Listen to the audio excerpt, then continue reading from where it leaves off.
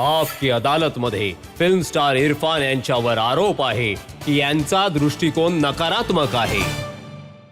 इरफान, हे खरं आहे का की मुंबईमध्ये जेव्हा तुम्हाला काम नाही मिळालं आणि जे काम मिळालं ते तुमच्या आवडीचं नव्हतं, तर सगळं सामान बांधून तुम्ही पुन्हा घरी जायला तयार झाला होतात? मी ॲक्च्युली बोर झालो होतो आणि मला हा कंटाळा झेलायचा नव्हता. या कामाला मला माझं काम बनवायचं नव्हतं. हे जे माझं काम आहे, जे काही मी शिकत आहे, जे काही करतोय, याला मला कामासारखं नव्हतं बघायचं. कामासारखं जरी घेतलं तरी मला त्यात मजा येणं गरजेचं आहे. माझा आत्मा जिवंत राहणं गरजेचं आहे. तो जिथे ज्या परिस्थितीत जिवंत राहील तिथे जायला तर मला जेव्हा आवडेल. पळून जात होतात मुंबई सोडून घाबरून, मग थांबलात कसे? ते आमचे एक मित्र आहेत तिग्मांशू धुलिया. त्यांनी सांगितलं की अरे जरा थांब, तुला एक नॅशनल अवॉर्ड मिळवून देतो, त्यानंतर तू जा. तर ते आजपर्यंत नाही मिळवून दिला. हासिल, ज्यामध्ये तुम्ही विलन बनला होतात, खलनायक, मी खलनायक होतो. आणि खूप हिट झाला होतात. हो, मी हिट झालो होतो आणि भरपूर. ऐकले की त्याच्यानंतर खूप ऑफर्स येत होतात तुम्हाला विलन बनण्यासाठी, खलनायकाच्या रोज भूमिकेसाठी. 2 सिनेमे येत होते. आणि तुम्हाला हिरो बनायचं होतं. मला खलनायक तर खलनायकच बनून राहायचं नव्हतं. काहीतरी वेगळं बनवा. खलनायक तर केला होता मी. आता काहीतरी वेगळं करायचं होतं. हेच तर मी तुम्हाला म्हणतोय की नकारात्मक दृष्टिकोन आहे जे मिळालं आहे त्यामध्ये आनंदी नाही आहात. आता खलनायक प्रसिद्ध झालाय तर हिरो बनायचं आहे. अगदी बरोबर आहे. दृष्टिकोन नकारात्मक आहे हे बरोबर आहे. नकारात्मक यासाठी की मी स्वतःला खूप अच्छा, क्रिटिसाइज मकबूलमुळे करत तुम्ही असतो. खुश झालात ज्यामध्ये तुम्हाला हिरो बनण्याची संधी मिळाली तुम्हाला. अगदीच. मी खूप खुश झालो आणि मला खूप मस्त वाटलं. तो सिनेमा माझा one of the favourite cinema आहे. तुमच्या मनात असं होतं की माझ्यासारख्या चेहऱ्याचा माणूस हिरो कसा काय बनू शकतो?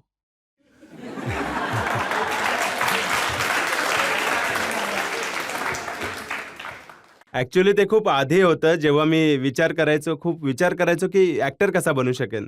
मी कित्येकदा बघायचो की माझा चेहरा कोणासोबत जुळतोय का? माझ्यासारखा कोणी ॲक्टर आहे का? तर डाऊट तर नेहमी असायचा नक्कीच. पण नंतर जेव्हा अंदाज आला की सगळे वाकडे-तिकडे सगळेही बनू शकतात ॲक्टर असे. त्यामुळे बहुसंख्य सुपरस्टार हे पारंपरिक पद्धतीने नशीबवान आहेत असं कधीच मानलं नाही गेलंय. मग ते राजेश खन्ना साहेब असोत, अमिताभ बच्चन साहेब असोत, दिलीप कुमार साहेब असो. मी माझी त्यांच्याशी तुलना नाही करतोय, पण एक शक्यता सांगतोय की माणसाच्या आतील व्यक्तिमत्वाचा जास्त करून प्रभाव पडतो लोकांवर, ना की फक्त दिसण्याचा. हो, हे अपारंपरिक झालं. हो. पण तुम्हाला हिट मोठा स्टार पानसिंग तोमरने बनवला आहे. हो, पानसिंग तोमरची जी आत्मा आतापर्यंत भटकत होती, ज्यांच्यासोबत या देशाने न्याय केला नाही, देशातल्या सिस्टीमने त्यांच्यासोबत न्याय केला नव्हता, त्यांना आमच्या स्टोरीच्या मार्फत लोकांपर्यंत पोहोचवायचं होतं. तुम्ही असं म्हणायला लागला होतात की मला चर्चेत राहणं येत नाही, मला PR करणं येत नाही. काही ना काही स्वतःची कमतरता शोधत असता. ते तर आहे. मी काही ना काही कमतरता शोधत राहतो स्वतःची. पण इतकं पानसिंग तोमरच्या यशामुळे मला खूप आनंद झाला आणि मला त्याच्यानंतर कसलीच तक्रार नाहीये. पानसिंग तोमरच्या बाबतीत मला कसलीच तक्रार नाहीये. फक्त एवढंच की काय आपण त्यांच्या कुटुंबियांना त्यांचा ड्यू त्यांना मिळाला आहे की नाही, ही माझी काळजी नक्की आहे. या व्यतिरिक्त मला कसलीच तक्रार नाहीये, कोणत्याही प्रकारची. कधी ही पण तक्रार झाली आहे की मी इंग्रजी तेवढी चांगली नाही बोलू शकत. आता नाही बोलू शकत तर नाही बोलू शकत, त्यात काय?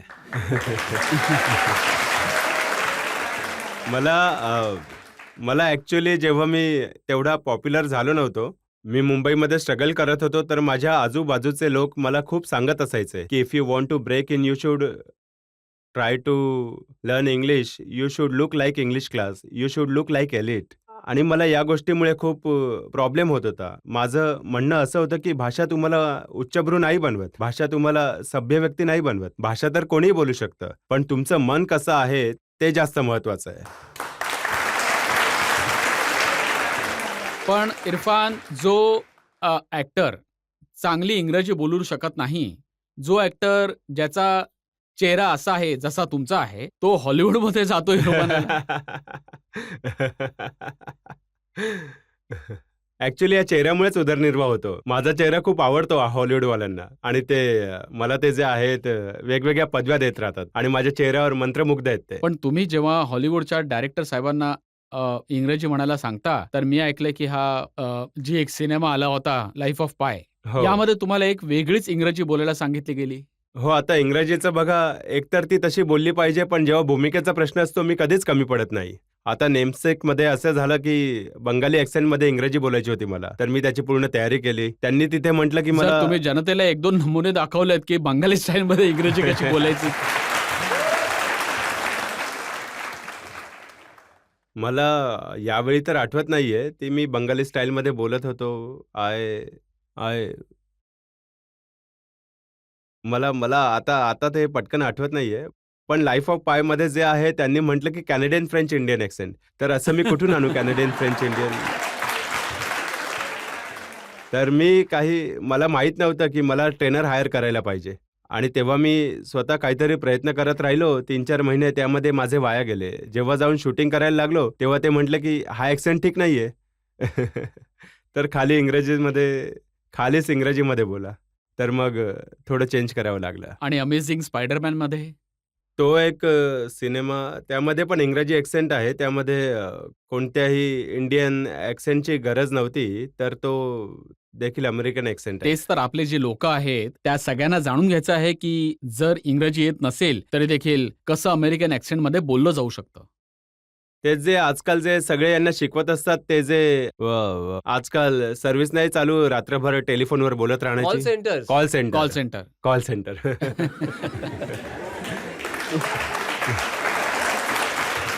तुमची तक्रार ही आहे की तुम्हाला असे रोल करावे लागतात ज्यावर तुम्ही विश्वासच नाही ठेवत. खूपदा करावे लागतात. तर कित्येकदा माणसाला नेहमी कधी-कधी काही पैशांची गरज भासत असते, तर खूपदा करावा लागतो.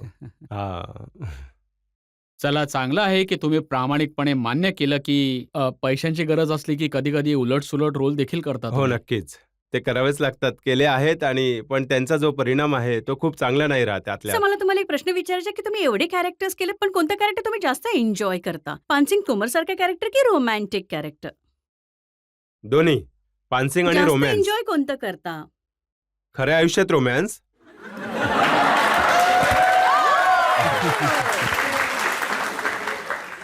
आणि सिनेमामध्ये पानसिंग. म्हणजे रोमॅन्टिक जास्त आहे. हो. रोमॅन्स बघा, रोमॅन्स एक अशी गोष्ट आहे. रोमॅन्स आपल्या या ज्या पृथ्वीवर आपण जन्माला आलोय, या आयुष्यातल्या कडवटपणाचा विरोध करण्यासाठी हा रोमॅन्टिसिझम आहे. रोमॅन्टिसिझम आपल्याला ही ताकद देतो, की आपण त्या कडवट सत्यासोबत लढू शकू. पण हे आणखी? खरं आहे का की जेव्हा सिनेमांमध्ये इंटिमेट सीन करायचे असतात तेव्हा तुम्हाला खूप समस्या येतात?